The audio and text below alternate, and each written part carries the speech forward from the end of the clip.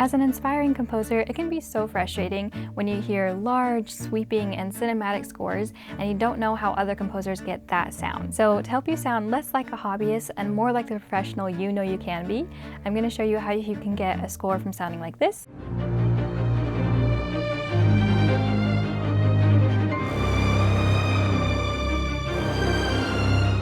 to this.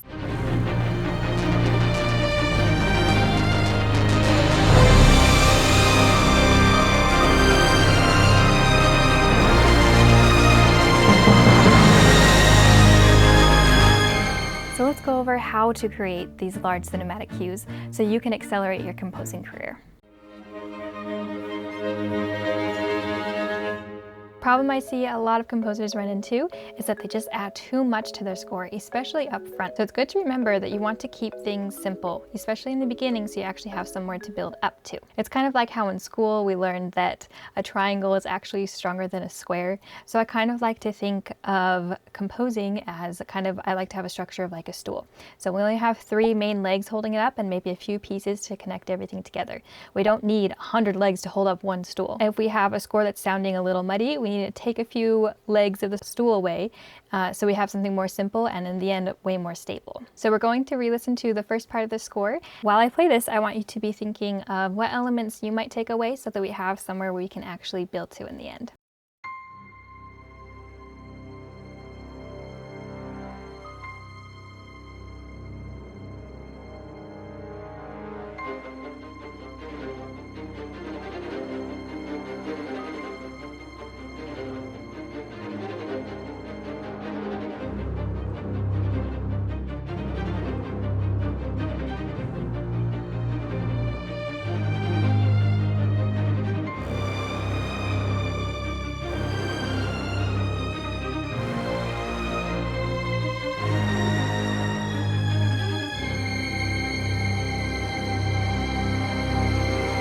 The very first thing I'm going to do is just get rid of the cellos and the basses for that first section because they're really competing for attention in the brass ensemble, and we don't need all that low end happening, especially because this is the beginning of the song, and a lot of times I like to say the low end for later parts of the song so it feels more impactful and big. So we are just gonna delete that, even though it is pretty, but we're trying to build here. The next thing I'll do to make things sound even more simple in the beginning, so once again we can grow to something even larger, is I'm going to get rid of the staccatos in the second violins. And I'm going to keep the staccatos in the violas because it's a lower register. I had it in a higher register in the second violins. So a good idea is that you want to start in a lower octave so that each section of the song you can go up an octave and that will build the intensity. So here we are going to start in a lower octave, but then I don't want the section to feel too thin with just the violas playing. So I'm going to add a cello section where it's going to be playing just one note but the same rhythm. So that way it really makes the violas feel too thick and too big yet, but it is going to add a little bit of warmth to the section. Let's listen to just those 2 pieces.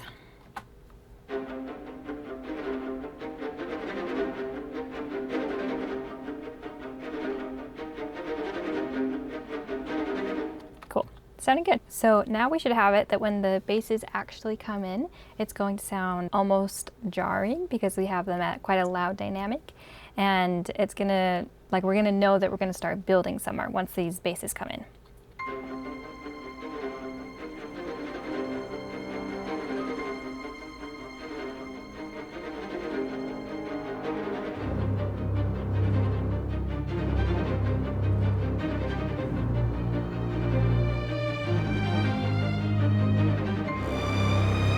And then noticing again, following on that principle, the really low brass doesn't come in until this very end section. Once again, just emphasizing that we kind of reserve the lower end for more impactful moments.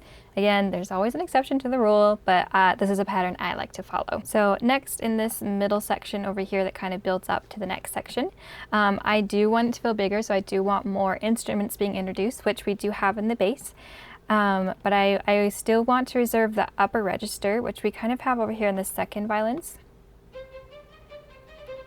I want to save that for when the melody comes in the first violins over here. See, when like they're the exact same octave, so it's not exciting when the first violins come in. So we're gonna take this out, and again, we're gonna kind of borrow from that trick with the cello staccatos over here, and we're gonna do a more simple, something more simple. It follows the rhythm still, but the melody is gone. It's just kind of a rhythmic motif at this point. For this next section over here, we are gonna utilize some of the woodwinds. I don't want the timbre of the viola staccatos interfering with the octave melody in the first and second violins, but I still want it kind of in the high-ish register.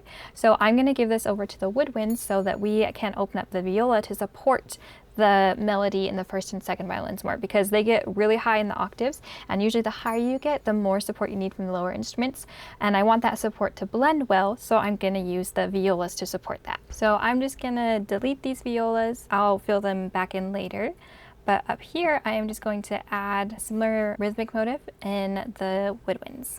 So that now they should be matching the cello. The cello is just giving movement in the lower register, and we also have it in the higher register, but neither of them are competing for the melody in the first and second violins.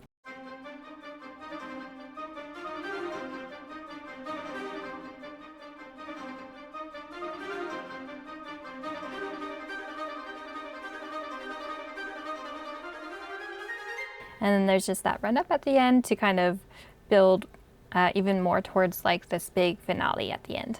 Now for this climax, I want more emphasis on the melody because I plan on filling this up even more with more instruments, and so I really want the melodies to stand out. And usually at this point I would opt for the classic first violins in the highest octave, second violins in the second octave, and both of them playing the exact same melody, and they're both supporting each other very well that way. But because I want the melody to be even louder, I'm actually going to have both first and second violins playing in the same octave up high. And then now that we freed up the violas, they're going to come in and they're going to support it an octave lower. So this is how it was before. First violins come in one octave, then they double, and once we actually reach the climax. And then the violas, I just added that legato note initially, so that it could crescendo instead of just doing staccatos to the end, which would have also worked. But in this case, again, we're going to try and do first and second violins in one octave, and then violas support them. All right, let's give that a listen.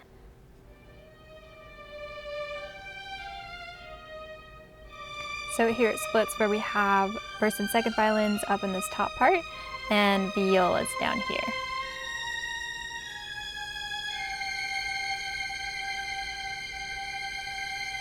Next, we're just going to add some brass legato, and this will really add to that Hollywood sound. A lot of times when you layer legato strings and octaves and then also bring in some brass, it's going to sound really big and just really that like classic Hollywood, Alan Silvestri and like John Williams type of sound. So now with all that together, with the woodwinds playing the motif, with the first and second violins playing the melody very up high with the viola supporting them, and with the brass legato also playing the melody, it's going to sound like this.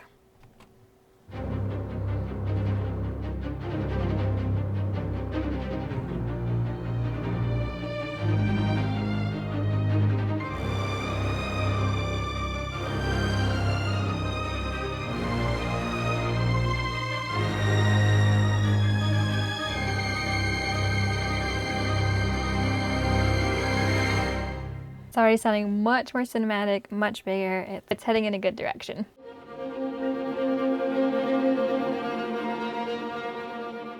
Sometimes, even though we very carefully have composed our score so that it doesn't sound muddy and there aren't too many instruments, sometimes it still just sounds a little bit muddy and a little bit heavy. And we can compensate for that by just using a few plugins to make it sound a little brighter and a little more cinematic. Since this is a very orchestra heavy score and not a very sound design heavy score, we don't need a ton of plugins to make this sound super amazing, but we can do a few tweaks just to make it sound a little brighter. First, I'm just going to add OTT on my strings. This will just make it sound a little brighter. You can use it on basically any instrument, but I love using it on strings just to brighten it up and make it stand out in the mix a little more. Next, I really love how aggressive this bass attack is. It's just very like almost scary sounding. I love it. But I want it to be even more aggressive, mostly in the higher end. Once again, like I have in most of the parts, I have the brass ensemble that's going to be taking over the bass part. So I don't need the basses to be super, super strong in like the lower end of the EQ spectrum. So I am going to also add OTT to that, as well as Decapitator, which is a distortion plugin. And both of those together is just going to make it pop a little bit more. So with the OTT on the violins and the basses, as well as the Decapitator on the basses, it's going to sound like this.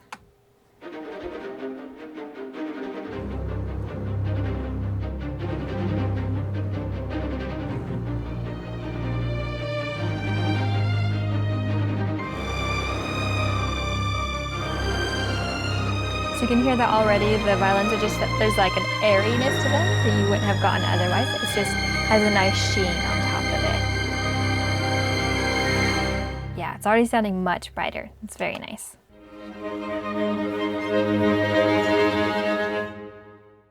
Sometimes a full symphony still just isn't quite enough to get that big cinematic sound that we hear in a lot of film scores.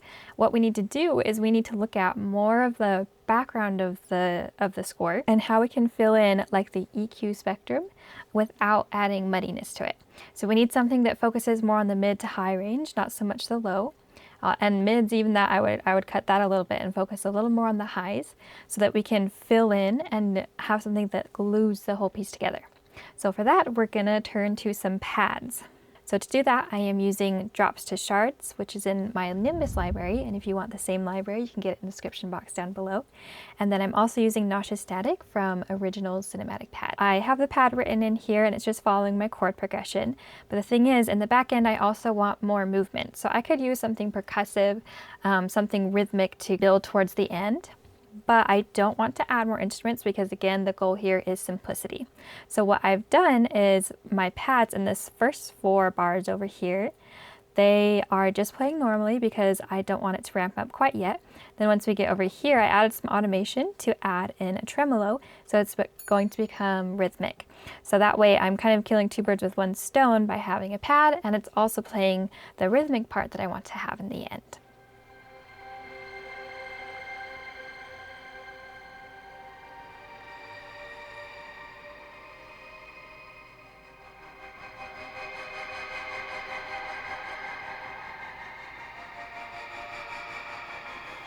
I love pads so much, they're just so pretty. Next, kind of along the same lines as the pad, I want something in the background, but this time I do want it to be aggressive, just to really drive home at the end of this song that this is a dramatic song, this is a cinematic song, and I need something just to fill that in a little bit more. I would go for my brass, but I'm already using that, so I'm actually going to go for a pipe organ. And if you watch some of my other videos, you know how much I love pipe organs. They're so versatile and I love using them for a lot of different things. But for this case, I am going to use it just as kind of a second pad, but a much more aggressive pad. So I'm using the organ from Orchestral Tools library, Talon. It has a really, really gorgeous organ library, and I'm using the Volusvert patch from the organ section. So the organ is playing some lower notes, but I did try to avoid the mid-range, so once again it wouldn't get too low. We just have kind of some higher chords and some really low notes, and that's okay here because we want to save the bass for the last section of the song, which is why we're cutting it out in the beginning, right? We're going to talk about that in the next section of this video.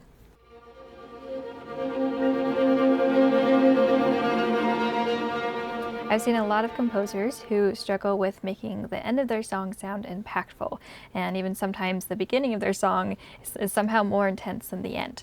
So there's an easy fix for that. It's what we've been talking about kind of this whole time, is just saving elements for the end. And like my favorite trick is saving the lower register for the end. So we've already kind of been working on that with reserving the lower instruments for the end of the song, but there's one extra trick that I like to do, and that is to have a sub, usually like a low sine wave, that I reserve just for the climax, just to make it extra powerful. And usually you don't really hear this, but you really feel it, even especially if you have a good speaker. So you can definitely use a sine wave. One thing I like to do is to use the pedals of the organ, because those have a very kind of simple sound to it, but they have a lot of sub in them. As for notes, you can just use quarter, whole notes, or half notes. I'm using whole notes here because again, I just want to keep it simple, and I have plenty of rhythm in other sections. If you want to add rhythm into your low section, just just keep it simple because, again, like our ears can't quite pick out the lower register as well as they can the high register. So keep your rhythm simple. The lower you go, keep things simpler. So that's what I'm doing here with these whole notes.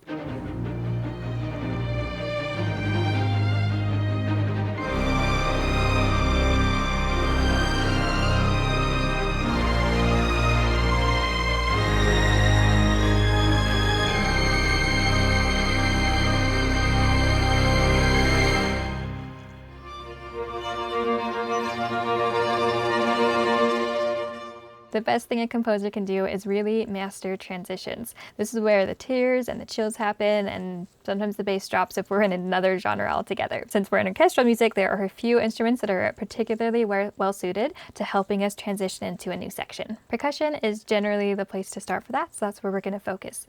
And we're going to look at the timpani since it's particularly well suited for bringing in next sections of a score. So the two main things to use timpani for is just normal hits and then rolls. Rolls kind of cue your listener that something is about to come, and hits are generally for emphasizing something. So these low hits right here are a little hard to pick out because they kind of blend in with the bass, but they just emphasize this transition.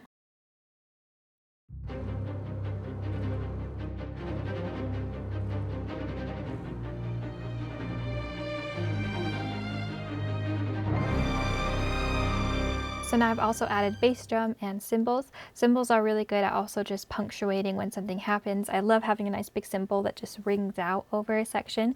Once again, it's almost similar to a pad in a way that like it just fills out the high end and kind of glues everything together. So I love using cymbals for that. Let's listen to this again and hear all the percussion that we've added. This is really just adding ear candy to the piece.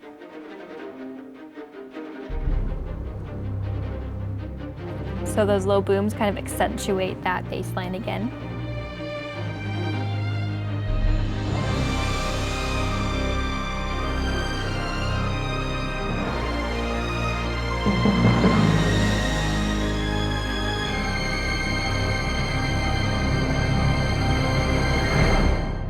Then we'll add a few more frills like a boom in the beginning and a string run up to the chorus.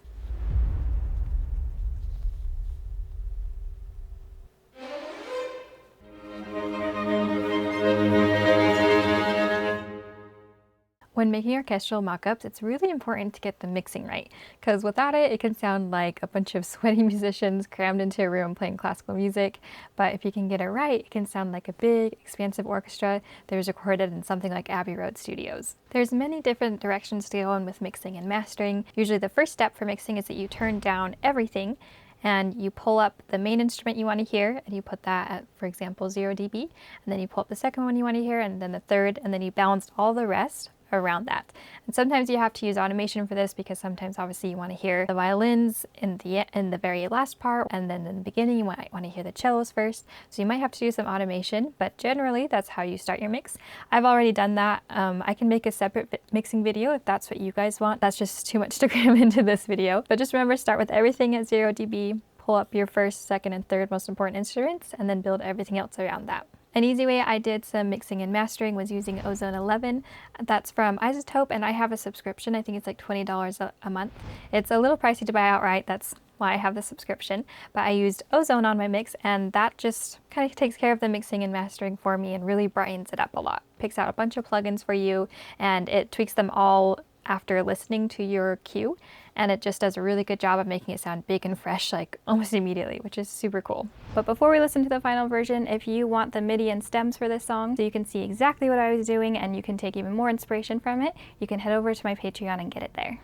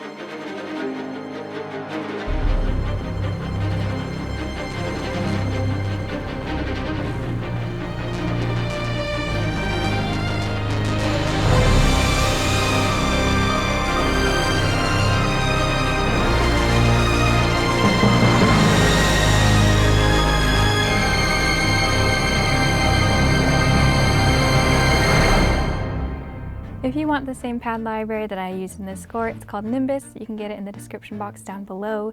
It is an organic and cinematic pad library that I lovingly created, and if you do choose to get it, it'll help support this channel so I can continue making more videos like this one. People have been asking me if I do one-on-one mentorships, and I've decided that I'm finally going to open up some of my time for that. I only have a limited amount of slots available, so if you're one of those people who have been asking me, or you have also just been wanting but you haven't asked yet, you can go ahead and fill out the form down below to apply for one-on-one mentorships with me. Thank you so much for watching. I will see you in the next video.